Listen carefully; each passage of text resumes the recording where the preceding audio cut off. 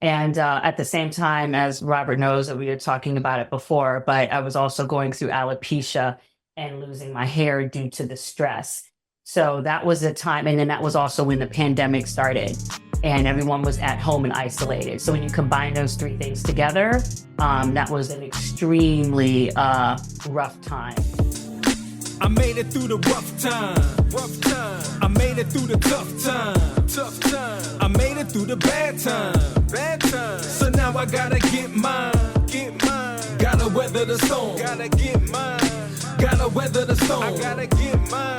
Gotta weather the storm. Welcome to Bailey and Buck Unplugged, where we talk about sports, entertainment, and mental health in support of the Kennedy Kids Foundation. If you're struggling with mental health, we encourage you to speak up and get help. A great place to start is 988. That's the free crisis prevention lifeline. Or you can check out the resources tab at kennedykids.org. If you are in an absolute emergency, please dial 911. Either way, we want you to know that you are not alone and that you don't have to struggle, and speak up, get help. There are resources available to you, and we are here to support you. If you're new around here, I want to introduce you to our host. I am Missy Buck. I am an author and a mental health and performance coach. And my co-hosts are Robert Bailey. He is the president of Rosenhaus Sports, the president of Kennedy Kids Foundation. He's a two-time Super Bowl champion, two-time college national champion. He's an NFL record holder, and he's an ESPY winner. And we are also joined by Bailey Brooks Masburn. She is a celebrity wedding and event planner, a former NFL cheerleader, and the executive director of the Kennedy Kids Foundation. I'm a leader so I can delegate. I'm a captain and a boss, please get it straight. Right now, I've been doing it for a little while. I need a stack of paper, little pile. Rhyme after rhyme, rhyme after Welcome rhyme. to another episode of Bailey and Buck Unplugged. On today's show, we are hosting senior NFL insider, sports reporter, show creator, creative director, headliner, speaker, and NFL national broadcast journalist, Josina Anderson. Welcome to the show. Thank you guys for having me. I really appreciate it. Looking forward to the conversation. Obviously, Robert, I've known you for many, many, many years. So this is just like an old hack as far as, figuratively speaking. Well, we're all old hacks here. I've known Robert since 2003, and now we're officially family. He is the uncle to my youngest, and I was the niece to Kennedy. The aunt to Kennedy. She is my niece. But I love that Robert brings in family members and people he's known for a long time. And so I know the show is going to be great and candid. And so I just want to start off with our first question that we ask every guest to kick off our mental health podcast, which is, at what point in your career, if at any time, you've dealt with something that or struggled with mental health? Well, I think the most recent thing that comes to mind is just, a big shift that happened in my career 5 years ago. I've been doing journalism since 2020. And for the most part have been, in a job. And first and foremost, just to be in it that long, having that longevity is a blessing in and of itself. But being, a woman who is single, I don't have any kids that don't have four legs. My dog is to the side. That means that my job is very much consuming, especially when I went to ESPN in 2011. I was there for 10 years. And when I became an NFL insider, I think for the last 5 or 6 years, I would not have 2 straight days off. And I was literally traveling on a plane up to twice a week and driving back and forth from Connecticut to New York. So the reason why I give all that context is that when I did not have that continue and my contract wasn't renewed, it was a huge jolt to me. And a lot of people may not notice, but James Brown, who hosts the Fox show on football every Sunday, he's the African-American host that sits to the side while he's talking to everybody else, for CBS. And he is also a minister. And at the time that I got the call from ESPN, this was in May of 2020, I've been working almost there for 10 years. And they told me that they were not renewing my contract within the span of maybe a 3-minute call. And Wow. that was very abrupt. And I was pretty much inconsolable. And I do remember talking to JB, James Brown, who is also a minister. Maybe people don't know that.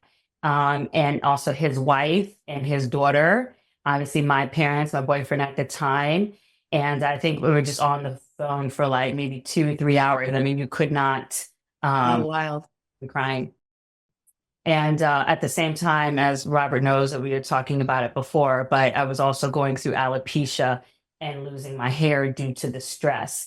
So that was a time. And then that was also when the pandemic started and everyone was at home and isolated. So when you combine those three things together, that was an extremely rough time. Yeah. Oh, wow. So, okay, just to go back to the beginning of your story, and just because I heard you said in the beginning, you said that you started your career in 2020, but I think it sounds longer than that. Right. So so things ended at ESPN in 2020. I started journalism all the way back in 2000 when I graduated from Carolina, and I've been working as a professional journalist all the way through that at various stops from in Oregon, in DC, in Denver for 6 years, Showtime for a couple years, and then at ESPN for almost 10 years. So that was really the first time that something ended in that way for me, especially when I was highly productive at the top of my game. There's no business or productive reason, for that not to occur. And that's a whole nother story. But just the inducement of the stress of knowing that something that was kind of my main stabilizer for my entire life was going away, and you're defining yourself through that lens was very tough. So you're losing your job, you're going through the pandemic, you're losing your hair, you can't even look in the mirror, can't comb your hair, you have large, patches of hair just coming out. And so while you're losing your identity professionally, you're also losing your identity personally, because even men and women, you don't really realize how much the crown of your hair is a part of your identity until it's not there Right. voluntarily. So a lot of that was extremely difficult. And then I, went through losing my home and all kind of things. So Wow. probably about almost 2 years of just, or a lot of rough stuff, because I was not prepared for it. You know what I'm saying? Of course, yeah. What did you do to deal? Like, what were some of your coping techniques or tools? Did you see therapy? How did you decide to handle it? So, I would say, one, I'm already kind of a person in the church, obviously a Christian. So there was a lot of prayer, but also a lot of despair. And so when you're in the middle of coping, a lot of things are just blurry mentally. But one of the things initially, when I went through the alopecia, initially I was going to try to, I went to doctors at Yale and all these other things. And, they were trying to kind of put me on medicines that had like black label warnings. And I told my mom, oh, you might get your hair back, but you might lose your arm. Yeah, no, I hate that. That's the little fine print on every commercial where it's like, undesirable based on the benefit that you're trying to get. Yeah. And so, I told my mom, I said, listen, if I have to be worried about getting cancer and all these other things just to get my hair back, I wasn't really willing to do that. And so I just went on this long journey of, basically a reporter, turning the research onto myself and becoming my own subject. And I'm naturally a reader, a researcher, and I'm a science major, even though I've been in journalism over 20 years. So I get into all of that type of stuff. And there was a gentleman by the name of Anthony Williams. He's the author of the Medical Medium series of books that really get into just the benefits of what all of the foods and things that are good from the earth do for you and your body. And he was one of the first people to talk to me and really kind of get me on a plan of juicing and introducing me to what everything does. And I really dedicated myself to removing inflammatory foods out of my diet, whether it be rice, white potato, sugar, Wow. you name it. I was very strict on that. Wow. And, eventually got into yoga and learning the benefits of calming your nervous system so you can communicate with your brain, and your brain can tell your body that you're not in a state of fight or flight and that you are trying to return to this kind of equilibrium space so that your body can give you back your non-essential tissues like hair. And And, I really got into self-care, basically. Which is why Wow. she has a hair day, Robert. Exactly. And what I need to put on my calendar, because Yes. that is a self-care day, whether it's hair, nails, or whatever, but that is a self-care day. And that's the thing I struggle with, like plotting out and planning out, which coming onto the show before we started recording, we were talking about her hair day and making sure that the podcast was shot after the hair was taken care of. And I was making the joke like, oh, I wish I had a hair day. And now the way you're saying it now, when I hear myself saying it to myself now, I'm like, oh yeah, this is why I need to really focus on putting it in, because the stress levels for what I carry Right. are insane. And so that is such a great point. And I love that you worked through diet, because not a lot of our guests talk about using diet and exercise to work on the issue or target the symptoms. And we had a chef on the show. What was her name, Robert? Chef It eludes me right now. No, I want to say Chef Peas and Beets. I have peas and beets in my head for some reason. But we had this wonderful chef that was on our show, and she chefed for Will Smith, and she started talking about the holistic journey and how diet really impacts you. So can you share a little bit more about the results you were seeing and how much time it actually takes and how long you have to commit to the process before it actually you start to see the value of it?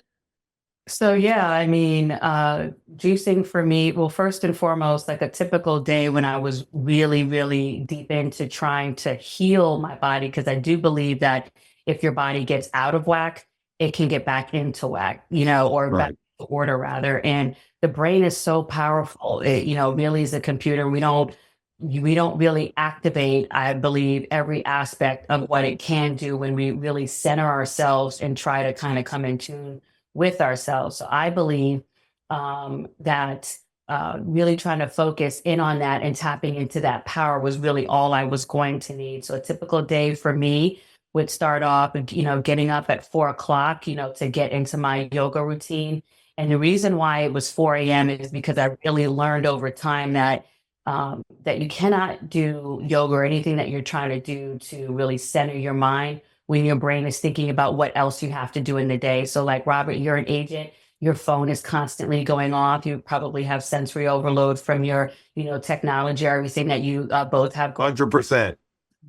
And you cannot be in yoga with any slice of your brain thinking about, oh my God, I have this deal. What's going to happen there? So my wife's there. So this, that, and the third. So 4 a.m. is really a time when you're in that hour and you feel like you have extra time. And so that is, really important. And then the other thing really quickly that I just wanted to stress about why yoga was important is initially I had talked to someone who had a PhD in Ayurveda in Virginia. And she told me, make sure that you really commit yourself to yoga to help you get your hair back. And initially I was just like, what does that, have to do with anything? So I really kind of shrugged it off. But like I said, I am a science major. And there was one time when I was doing yin yoga. And for those of you out there who don't know what yin yoga is, it's when you hold the pose a lot longer. It's not like you're just kind of flowing through it. So you're really dedicating to staying in that pose until you feel your body release. And so one time I was in my living room, I was doing a stretch, just like you would do any stretch. And obviously, you're tight. And typically when you experience that, you might notice that you might have an involuntary breath, you might just automatically breathe as opposed to doing a dedicated breath. And so that's when it hit me. And I said, oh my gosh, I know, again, because I'm a science major. And I said, I know why this is important and what it has to do with my hair. And I'll explain this really, really quickly and try to keep it simple. No rush. Explain it. This is super interesting. So basically, when we're sleeping, our body goes through a detox. That's when our liver is detoxing the body. And you know that when you sleep, that you don't think about breathing. Obviously, we would just all die, right? Because the body is on an automated, type of, free flow. And so the system that controls, you breathing without having to think about it is called the parasympathetic nervous system. And so that is the side of your nervous system that is obviously activated when you're sleeping and you're in the state of detox and you're in the state of healing. So when you are in the daytime, obviously now you're switching to, the other side, the sympathetic nervous system.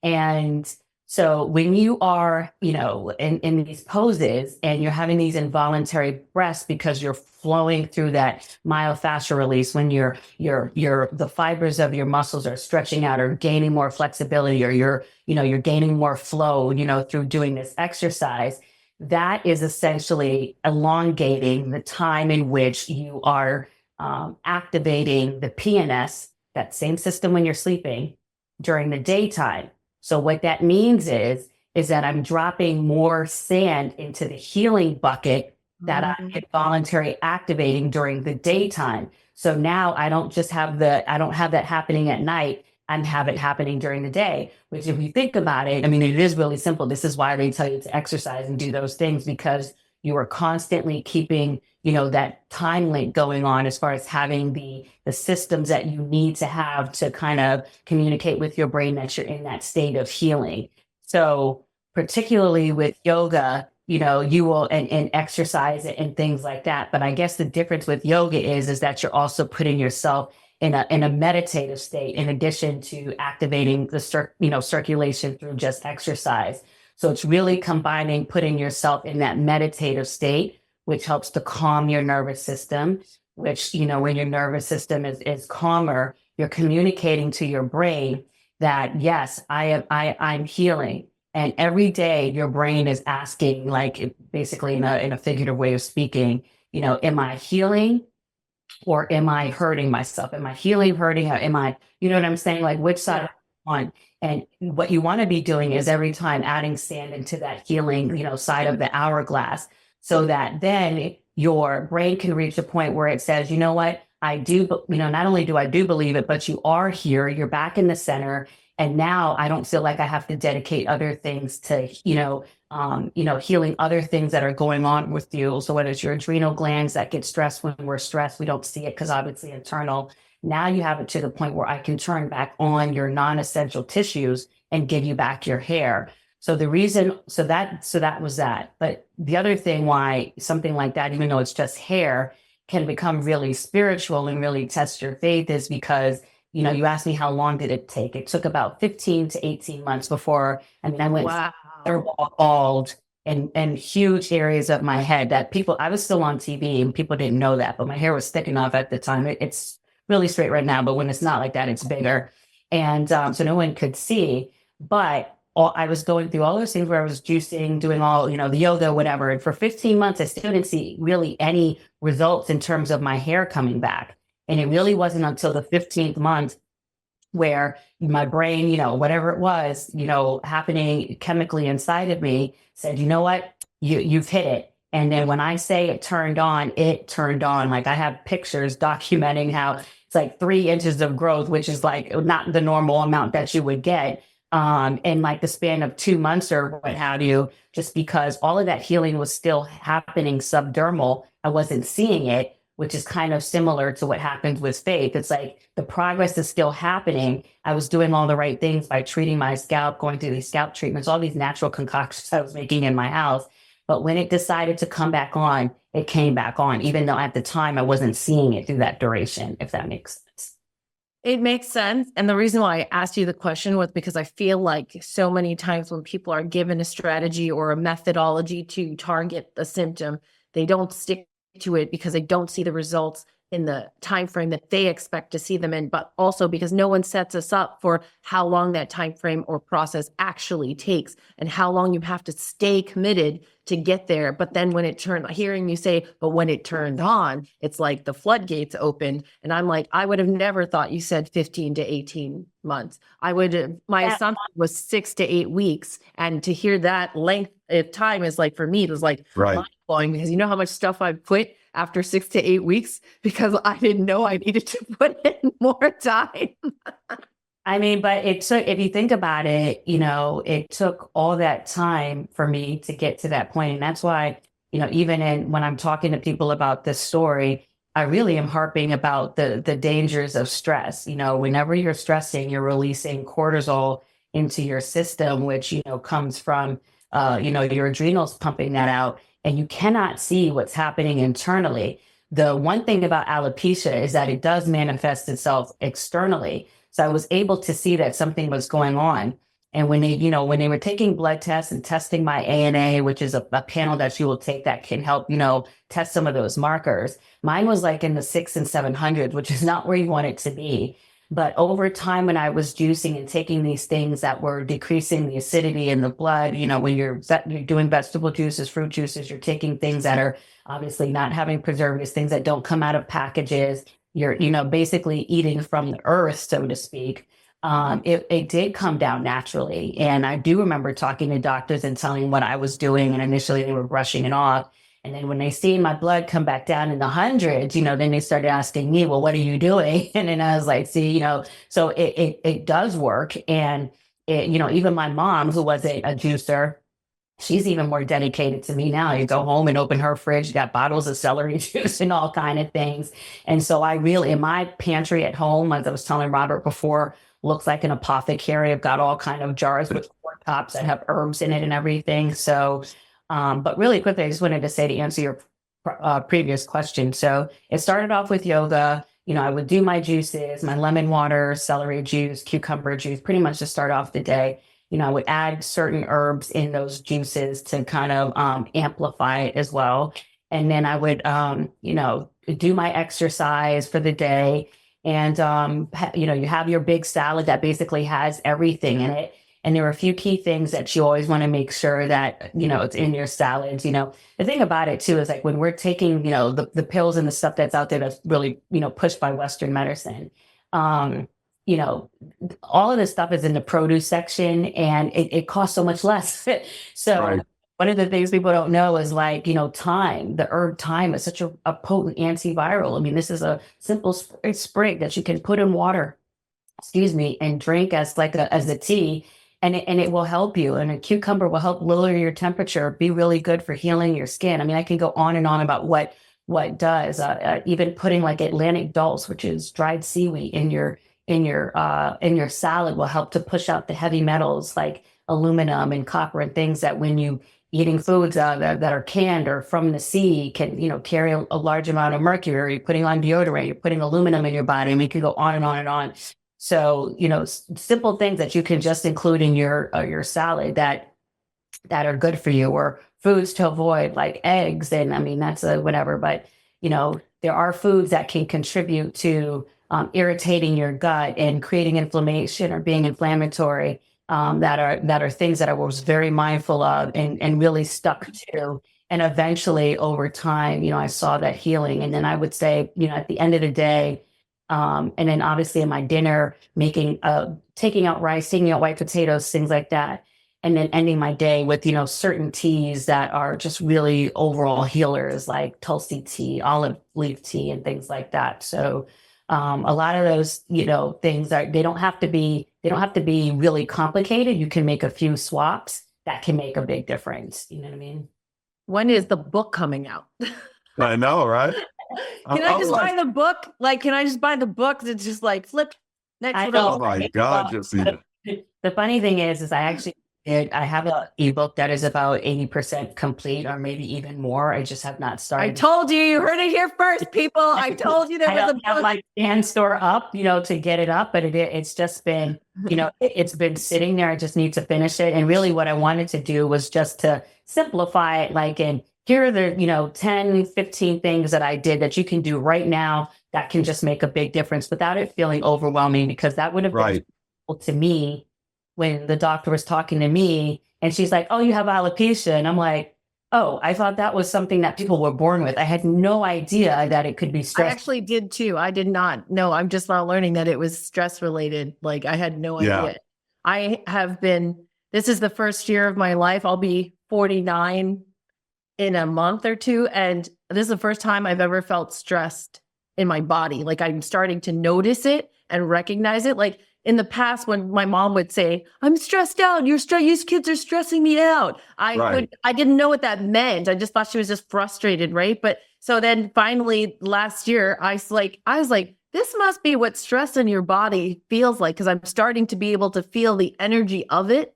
somewhere. And I said, and now that's a problem, because if I Right. can feel it and I can identify it and I know that that's what it is, I know I'm experiencing it. And now what am I going to do about it? Which I haven't done yet, but that's still, but that's why I was like, this book, and plus your skin looks amazing, by the way. I just think you're.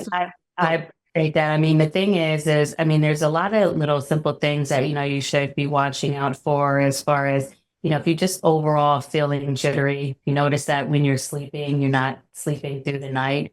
You look at your eyebrows. Sometimes the eyebrows are an indicator. I mean, obviously not everyone has the same thickness, but relative to what is like normal and healthy for you, if the tails of your eyebrows are starting to, kind of come in, these are little signs, inflammation around the eyes, nose may be spreading a little bit. It could be, spots on the skin that are not, normally there.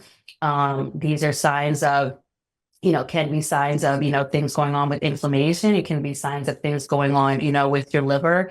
But I think a lot of times, I think when we're checking on our health, and obviously your podcast is about wellness, I think a lot of people do not, pay attention to, blood health. They don't think they pay attention to their lymph. If your lymph is even backed up, it can cause a lot of problems. And just to give you a really quick example of what I'm talking about so that your listeners understand this is that, one of the things that when you start off juicing, the people that are kind of in this community, they'll say, don't go too hard, don't go too fast. And you're like, it's lemon. It's beets. Like this is natural. What is the big deal if I have a whole bunch of, beet juice or whatever? The problem is that most of us are walking around with, livers that, need to be detoxed or not as healthy as it could be, and lymph systems that are backed up. And so when I started juicing, of course, I didn't pay attention to it, and I was doing it a little bit faster than I should have.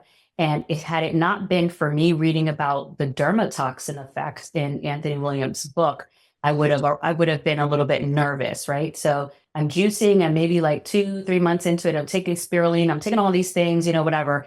And then I noticed that I had like these spots on my skin, like they're just like slightly darker than, my skin. But I was looking at it and I was like, oh, this is what he's talking about, the dermatoxin effect. So what does that mean? That means that when your liver is detoxing, so now you're going through this cleanse, because your lymph is your lymph system is backed up, and your blood is maybe coagulated, meaning sticky, acidic, it's not as baseline as it should be. When your liver is pushing out the toxins that get stuck in your skin. Oh. This is the effects. This is what you're seeing when you're seeing eczema, psoriasis. That's what that is. It's either the bacterial version or the viral version. So really quickly, so I go to the doctor, and what normally happens when you go to the doctor, the Western, and I'm not. They give you medical pills. Yes, or they're like, oh, that's eczema, cortisone, go to Walgreens, woo. But a thoughtful doctor would have said, hey, have you ever had eczema before? Why are you having eczema for the first time in your mid-40s? So there's obviously something else that's deeper than just the presentation of what I'm seeing on the outside. So I did not pay attention to the doctor. I did not get the cortisone. Instead, because I had been reading, and I'm obviously, that's another conversation, but very knowledgeable about herbs. I used this herb called mangista, and I put like 1/8 of a teaspoon in it in my celery juice. So like my third juice of the morning that I was telling you about. And then within 30 days, the spots cleared up and they were completely gone. And so what I know, I need that for my eczema. But what I know that is really powerful is that typically the red stuff in the produce section, cranberry juice, beet juice, and mangista is an Eastern Indian herb that is one of the strongest when it comes to being blood cleaners. So like cranberry juice, and so they tell you to drink cranberry juice when trying to clean your blood. So I had already known that. And so I just did that. And then naturally it went away instead of adding something from an external that really wasn't going to take care of what I needed to do more internally, as opposed to just rubbing it on topically, if that makes sense. I so respect the amount of work you did to figure this out, like to go down this rabbit hole and Oh my God. Yeah, that's seriously. Josina has been in the media industry, like she said, from 2020, you said 20,000? 2000, yep. Mhm. And twice I've heard you say, I've heard you say that you were a science major. And so I would like you to explain to the public, how does someone who worked for ESPN, you were, in studio and on the field, then CBS, and all these years of being a journalist, and a very prominent one, I might add, very recognizable and very well known. And how was that journey that you went to college first and to be a science major and ended up in journalism? Tell us a little bit about that.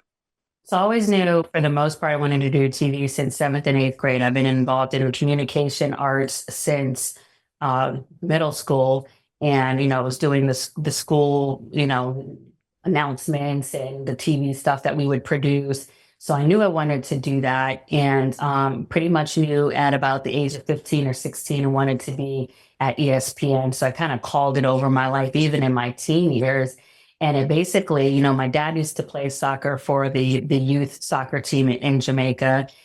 Big soccer fans and track fans in my family. My mom and my stepdad go to basically every track meet globally. So all the world championships, Olympics, they're at each thing around the world, Wow. Hungary, wherever it is. And so even my stepdad would talk about, columns that were written back in the day by Michael Wilbon in the Washington Post. I was always very intrigued about the opinions that were going on around sports. And so that led me to have an internship with Tony Kornheiser, who obviously is, the well-known host for Party Interruption. But before he was on ESPN, he was a well-known radio host in my local hometown. Yeah, and he basically said to me, you don't have to major in journalism if you want to do TV. It was basically his facetious way of saying, like, anyone can do TV, you don't need a degree in it. So get a degree in something else that you prefer, that you really, really like, because he is a gig business, which obviously I've learned. And you can be in and out of it like that on the whim of a producer or changing management or what have you. 3 minutes or less.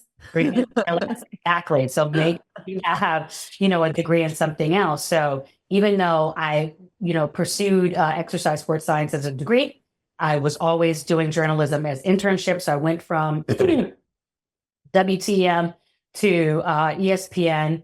And the reason how I got to ESPN is because Stuart Scott's sister, rest in peace, Stuart Scott. But Stuart Scott's sister was the first Black woman who was a soccer player at UNC, which is a college that I went to. Right. And I was running track there.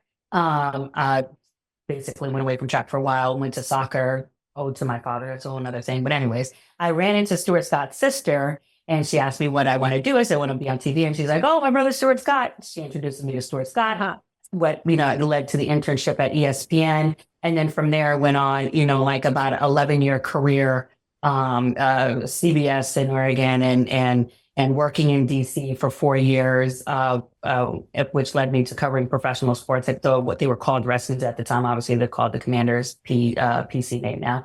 And then eventually I got to ESPN like 11 years, after that. But that was how I set myself up with the base in science, and still ended up doing journalism. However, when I started off my career, I was way across the country, Oregon. I went to college in North Carolina, and I was at that job a year, a month, and a day to the T.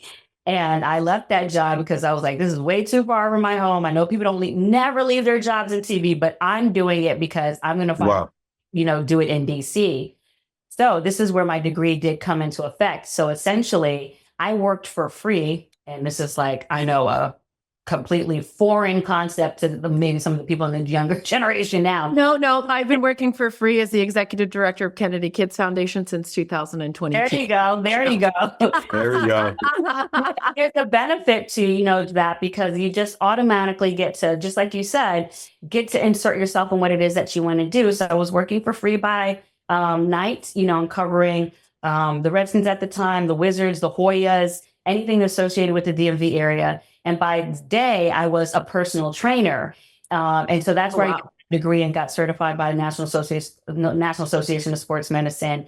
And what's really smart about that is that I was able to train a whole bunch of people in the same hour. So training people how to run faster on the track. So I get like 10 people all in the same hour and make my money within that hour. So Wow. it's efficient for me, and then take that money to travel the country to meet people in journalism. So that's basically how I was doing it the first 4 years. How'd you meet Kornheiser? Because you were in high school when you started interning with him, right?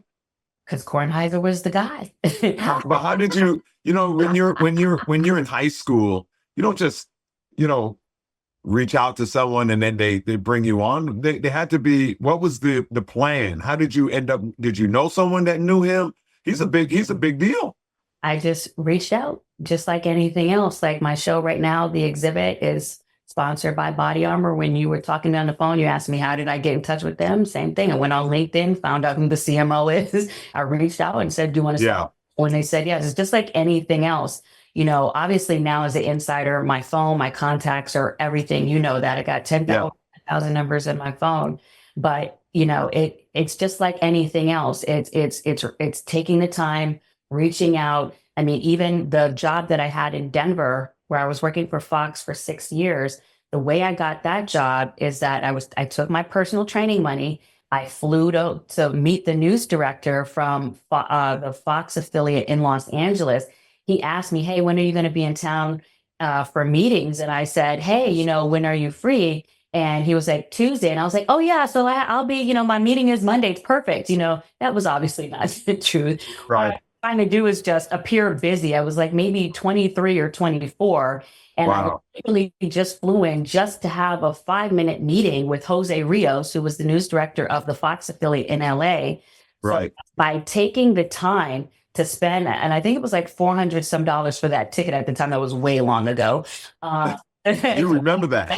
So There were no Spirit and no Frontier happening. That's how big fun to go from DC to LA now. But at the time, that's what it cost to, cross the country. Had the meeting with Jose Rios. And as a result of putting in the time to fly across the country just to have a 10-minute meeting with him, the lady who hires for all the Foxes happened to be in the building that day.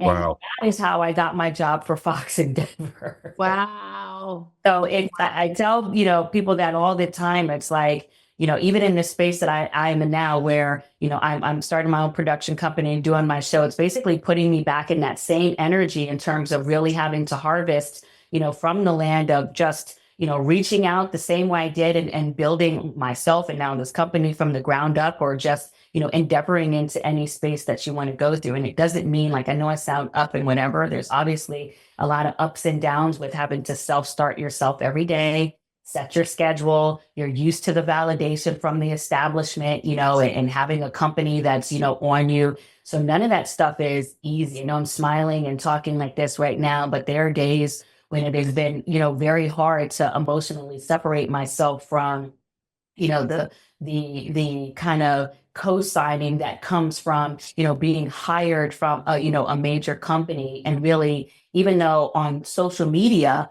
I never had my handle say Josina Anderson ESPN or Josina Anderson CBS or Josina Anderson Showtime, because I'm still cognizant enough to just be like, what, if I had any transitions, I never want to have to change this, but it still takes time. There's still a transition of really viscerally separating yourself from that attachment and defining yourself through that lens, to going through initially having a podcast. I had one with, Morris Chestnut in here, and I was still obviously very good friends, trying to work on a show now, but feeling like, oh gosh, I have to have, all of these people around me, to really realizing, you are the vessel. It's okay that you are the voice. You can carry it. You are enough.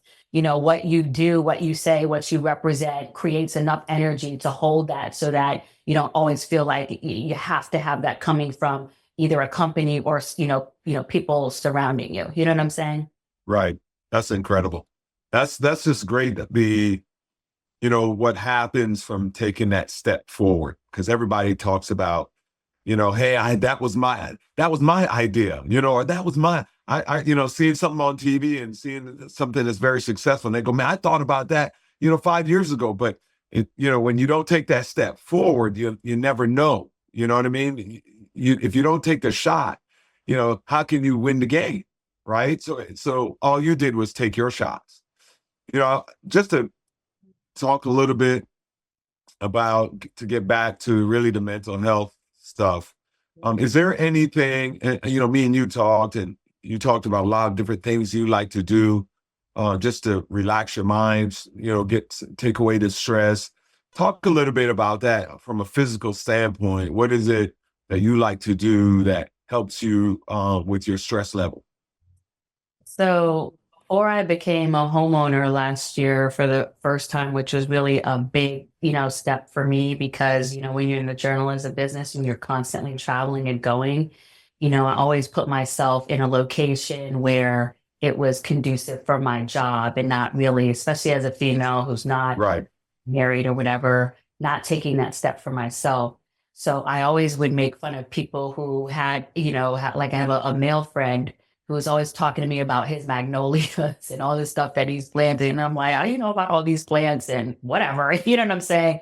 So Right. it's funny for me that I'm on the other side of that. And I'm a complete, as I told you, garden snob when it comes to, just really planting and getting into seeing something that I'm creating aesthetically, getting into the earth, so to speak, and feeling not only the benefits of seeing something, growing, but really enjoying going outside in the morning. And it's whatever. It's just something about standing there watering the grass and not doing anything while the Right. up that calms me. And also, like I told you, even just going to the nursery and being around plants and people who love plants and flowers who are typically, I would say, calmer than the average person, I do find calming. And so sometimes I'm just going there just to look at what they have or just talk to them. You know what I'm saying? Yeah. Right. That's awesome. That's awesome. I really enjoy a good farmer's market. Yeah. I mean, but if you I enjoy Home Depot. Do you really? Okay. I didn't know that about you. That's so funny. Really? I literally can walk into Home Depot and walk around and feel better. Wild. Like Just build with your hands. Is that what it is? yeah, I just, I don't know what it is, but Are you really handy though? Or do you I'm just very, very handy. I'm very handy. I know it may not appear well, or what can you seem, fix? but You can but- fix plumbing. but the only time I will call a handyman is 100% if I can't do it by myself. So there's some people who just call the handyman no matter what. Mhm. I typically try to do it by myself because number one, there's a pleasure that I get when I take something that is broken or needs fixing and I fix it. Mhm. There's a pleasure for me that I get in doing that.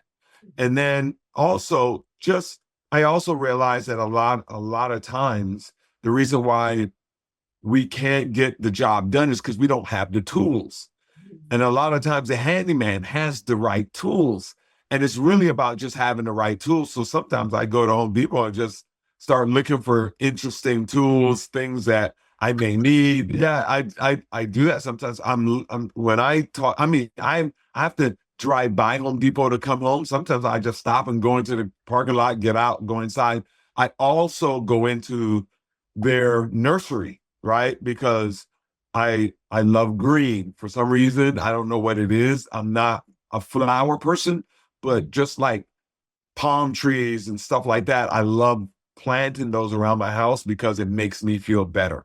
So Home Depot for the nursery in terms of the trees and the greenery, and then obviously for the tools. But I'm a man, so other guys may understand me. No, I am so shocked right now. Like I am literally mind blown. Like I know what I'm going to do for you for the next gift I have to buy you. I am literally going to Home Depot. For Home Depot, yeah. Yeah. But Yeah, it's- I mean, you just how you were saying you be in the nursery and you feel that energy around you. I do generally think that living things, living foods, they have and they hold an energy in and of themselves. So just putting yourselves through that, and like even in this room right now, I'm obviously around in a studio and a lot of electronics and things like that. But beyond just fasting and putting yourself in green spaces or getting more into natural foods, this is always also why they talk about electronic fasting and fasting from the things that really take us away from how our ancestors really related to the land way back in the day. All of this stuff Right. has to, our stress. So. You That's did why- mention that your plants can tell when you're not there, and when you come home, you can tell they're sad. Explain, expand on that. Because, even my mom, when I was going to Super Bowl for a whole week, my mom was here. She, really water the plants like I do. And the more you spend time around, the plants, you even learn. It's so funny because, like, if you pay attention to the grass and you have an irrigation system, and the water is going around like that. Even I learned that when I'm outside in my backyard and I'm using the hose on the shower setting compared to just when the irrigation is spitting out the water horizontally, the grass even grows different because when I'm coming down vertically, it mimics more of just the effect of the rain. So just like stuff like that, you're going to know, I notice because I'm out there all the time. I never thought of that ever. Because it's not really falling uniform. Like, so when I stand over it, so you have to combine the irrigation with the hosing because I can tell that the grass responds better, when I'm doing that. And so even with my plants, my crepe myrtles at the top need misting, so they don't need a harsh setting, or the mulch. You want to use the jet setting because like the jet setting mimics when you're actually tilling the land, so it'll help to turn the mulch because it's like a harder setting. Or there's certain plants like my psyllium that don't like the water. You go ahead, girl. You go ahead, girl. I'm like, Bailey and Buck Unplugged. Up next, Golden Age. Before. It's just because I'll be out in the yard. Even my neighbors, I love my neighbor. She's also, a New Yorker, New Jersey, DMV person. And so we're always we both find, pleasure just being outside. And so these are not things that I knew. I'm not an expert by any means. And I've learned a lot just from talking to the people at the nursery. Like I told you, Robert, Right. It's just from being outside. But like, let me tell you, I took pride in the fact that my crepe myrtles were blooming all the way to December because she taught me how to, deadhead my flowers. And I'm out even this morning with the violas. I seen the ones that bloomed and now were shriveled out, and I went ahead and deadheaded all the blooms out so it can come back again, and then the flowers just keep giving. You see, so you got to do Right. And up next with Josina Anderson. I know, Martha 101. Stewart. I know, but that is the thing because even with the company that I'm trying to build, I watched Martha Stewart's. I don't know if you've seen it. If you haven't seen it, it's very inspiring. I watched her documentary on Netflix. It's excellent. Martha Stewart and Oprah Winfrey, first female billionaires, especially in the media space. And for both of them to take a single idea, for Oprah's show, she was obviously a journalist in Baltimore, turn that into Harpo Production, which became the umbrella of her company. And then for Martha Stewart to have her magazine, Martha Stewart Living, and that become the seed of Martha Stewart Omni Media. Those are the things that, really inspire me. But both of those, women, I know we're talking about the stuff that has to do with gardening and stuff like that. But she took that passion and made her biggest money from just really growing something off of what she loves. So trust me, this summer I will be TikToking myself, more in the gardens and, just building from the things that, like I told you, I love anything that has to do with, aesthetic and being close to the earth. So if those Right. are involved, you can.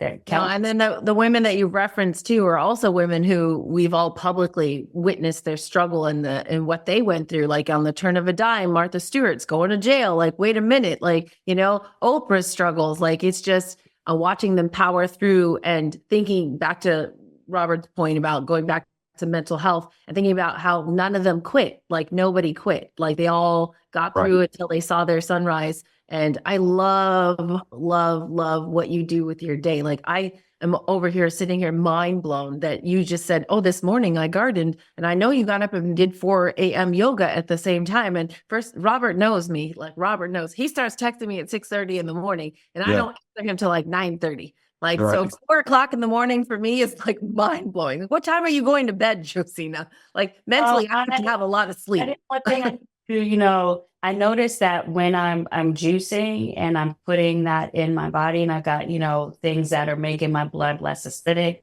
less coagulated, that I sleep better, right? Especially like cucumber juice. Cucumber juice is going to help you sleep better because it's going to bring your body temperature down. It's going to make you kind of have this kind of peace feeling through your blood. So when I'm doing that, I sleep better. But when I'm not making the time, waking up in the middle of the night, I feel irritated. Sometimes your skin might, scratch. Itchy. Yeah.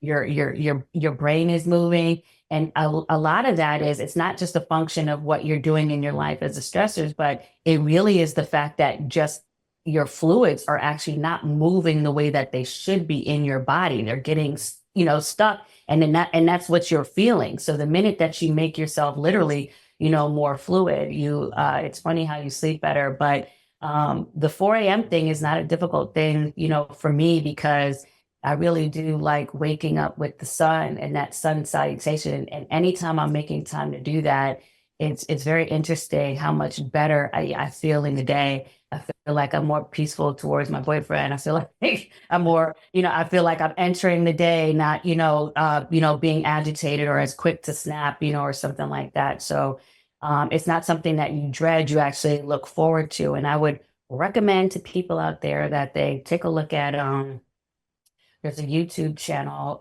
by a lady called Boval Beautiful, and it's just a lady and her boyfriend at the time. I think they're married and they have a son that is growing up. But all she does is she travels to beautiful islands and countries, and she pulls out her mat and they pull out their camera, and she does yoga routines from yin yoga to everything. And she was the one during the pandemic, because I didn't know anything about it, but I learned everything through her. And her voice is just so calming. Anytime she's speaking, it's something about her voice. She put my dog to sleep. Even in the background, my dog is always snoring when I put her on. And she has meditation sessions. They have, things where they're teaching you about how they eat and things like that. So that yoga channel was just really good for me. And to this day, I don't need to be in a classroom, although that can be beneficial too. But I do it right off the YouTube and in the room, and just pull out the mat, and that's it.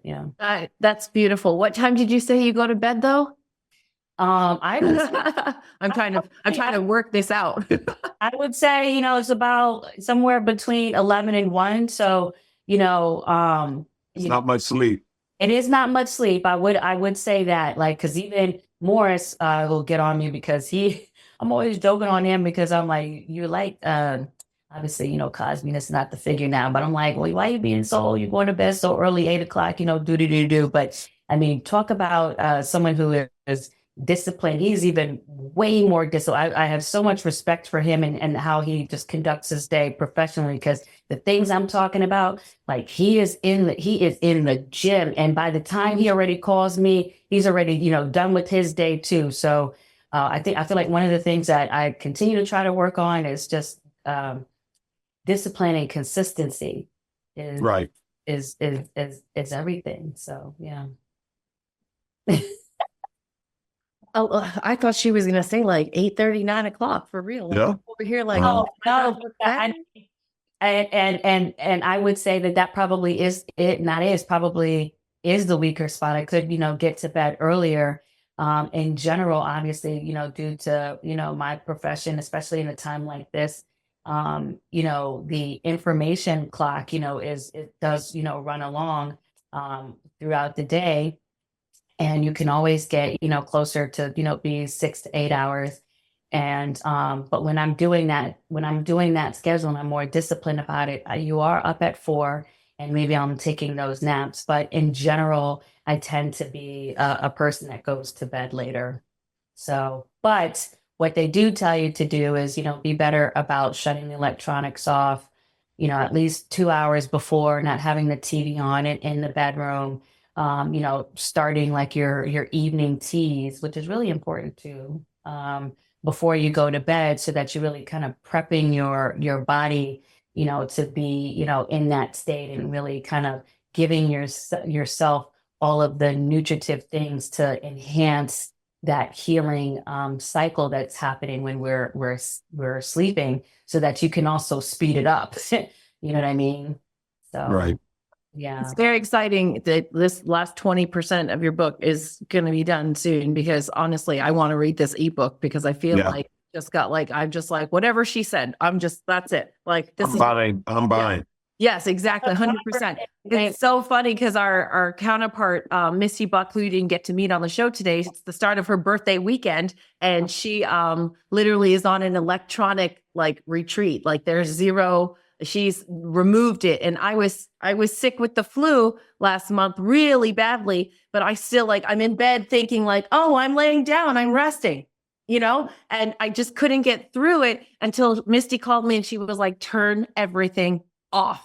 And I was like, okay, I'll try this. And I shut everything off for 48 hours and I was up walking around like this, like finally, but I was laid out and I didn't realize the electronics were also impacting me because mentally I was just still like answering emails, answering text messages. And I'm thinking I'm resting because I'm not getting on the phone or doing a conference call and I'm lying in the bed under the covers with 102-degree fever, but I'm still like, oh, Yeah, your stress level was still up.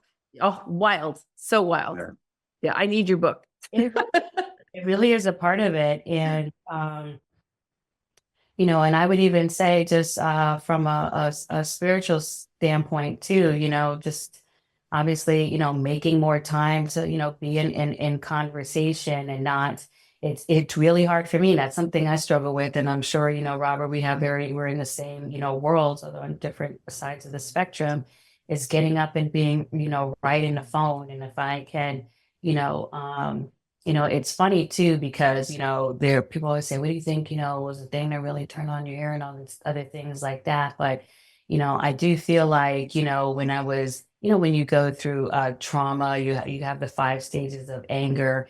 And, I do feel like when I was more of in a state of acceptance, like, this is how it's going to be, and kind of being in a space of, gratitude, that it's funny that's, when certain things, came back as well. And what's interesting about that too, is that when I moved in the middle of that. And one day I was in my apartment and, speaking on the spiritual side, I walked into my bedroom and, TD Jakes was on at the time. This was 4 or 5 years ago.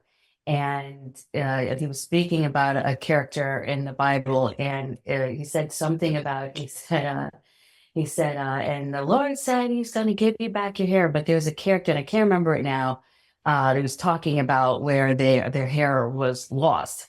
And I don't remember exactly what it was, but I remember I stopped the TV and I wound it back. I was like, did you just see that? And then I played it back. And I was like, wow, you know what I'm saying? And it was like literally within that 2-week span that I saw, my head turn back on. And when you talk about the power of a photo, whenever I show people, the photos that I have in my phone, and photos has the metadata. So it shows you when you take it. And so when I took that picture in August and I show you what that hair looking like in November, everyone is like, what? You know what I'm saying? So it just shows you the supernatural power that's even just within us, that is there, that all that time I didn't think I was feeding. And when it was there, it just came on. And I take a lot of gratitude of seeing people's reactions when they see that, because it really does convince them about, the power of food and the power of doing things that, focus on our minds. And like, have you ever heard of the vagus nerve? Yes. You've heard of the vagus nerve? Robert, have you heard of the vagus nerve? I've never heard of it. No. So the vagus nerves, connects from our pelvis, all the way up into our brain. And there are even exercises that you can do to tune and activate the vagus nerve so that you're stimulating the brain, in which you're, kind of signaling that you're trying to calm things down. And what's the exercise? Well, even when you were stretching like your pelvis, there's, poses in yoga, but when you're stretching your pelvis, or you're kind of in that lower trunk area, those are things besides like chanting and doing pranayama, which are breathing exercises and what have you, that that can activate, your vagus nerve and tell your body to calm down. I mean, there's one girl on Instagram I follow, that's all she does is vagus nerve attunement and things like that. So I'm gonna look that up. Oh my gosh. So it really is it's a fun rabbit hole to really go down and really, figure that's, I mean, there's a doctor in New Jersey and all he does is talk about lymph flow and things to do to, move your lymph. So I was really down all of that, to inspire myself. I wanted to mention one other thing too that was powerful for me, just to let me know that it could happen. Because I tell you, when I went to the doctor, she Samson. Huh? Sorry. Something just hit me and said Samson Oh, what was that? What do you mean? lost his hair in the Bible. Delilah cut his hair. That's how he lost his hair. Samson. I was like, wait. I was like, I know that character. I can't remember, but he's talking about it. it just smacked me in the face. Sorry. Oh, Okay. that's great. No, thank you. Because I always want to be able to go back and find exactly what sermon was that. Because people ask me that, and I'm like, I can't remember which one it was. But what was I saying now? Oh, I'm sorry. You said the one thing that you wanted to tell us was that. Oh, so that, because I said when I was talking to the doctor, I mean, it was so bad. It's just, you have alopecia, just get some cortisone shots and just come back. I mean, she had no knowledge of anything, food or nothing. And the way she Right. and I thought it was something. So anyways, when I was doing my research, there was a study, that was done in India. And because like I said, I was deep, I'll read everything, NIH, whatever. And there was a study of this lady done in India, and they showed how they got her hair back in like 4 to 5 months. And a lot of it was not, in English, but I was taking the time to read what these words meant and like put them in the Google translator. Yeah. And the main things that I got from that, beyond some other things, was, how much they focused on cleaning her blood. You know what I mean? And so that was also the beginning of me, understanding some of the concepts that they focus on in Ayurveda, to bring back health. And that's not something that they talk about. It's like, take this pill, take Motrin and get your headache away, or whatever. So for everyone out there, learn about cleaning your blood, learn about cleaning your lymph, respect the power of your brain, relax your brain so that your brain can then take over your body and heal itself, So I just feel like, nervous system, brain, blood, lymph are things that we don't really pay attention to. And there's so much connected, even just in those systems. Well, I just have to say thank you so much, Josina, for your time today. Going out on that note is excellent. That's all the time we have today for our show. But we cannot wait for your book to come out. I know between Robin and I, you've already sold 2 copies. Where can our listeners find you? So my show is called The Exhibit. The website is www.theexhibitconcept.com. The YouTube channel is the same handle, at The Exhibit Concept. A lot of my tease clips come out on Twitter at my handle, which is just my full name, Josina Anderson. And then hopefully, we continue to build from there. But yeah, that's where you can find me. And I really appreciate the inspiration behind the construction of your show and having me on. Oh, well, thank you so much. And to our viewers out there, please, if you know someone who needs help or is in a crisis situation that is an emergency, please have them dial 911. And then, of course, if you want to reach the Suicide and Crisis Lifeline just to talk to someone because you're having suicide ideations, please dial 988. And of course, if you'd like to look for more resources on our website is kennedykids.org. We are so happy again. Thank you, Josina, for all the information that you shared. And my apologies to Chef Cece, who was our guest. I called her Chef Peas and Beets earlier because all I can think about was peas and beets. And if you love this episode, please like, share, and subscribe. Thank you. Thank you, Josina. Thank you, guys. I appreciate it.